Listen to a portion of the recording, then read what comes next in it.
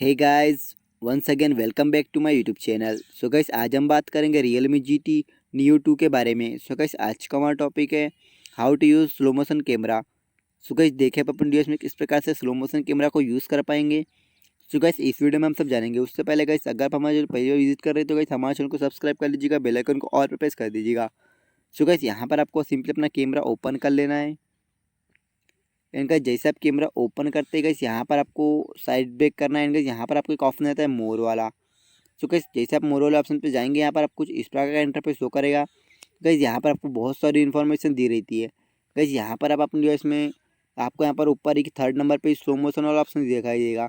Simply इस पर click कर लीजिएगा। एंड गाइस, वहाँ पर आपको स्लो मोशन कैमरा अप्लाई कर सकते हैं। सो गाइस, ये था आज का हमारा टॉपिक। उम्मीद है आपको वीडियो पसंद आई होगी। Thanks for watching. जय माता दी।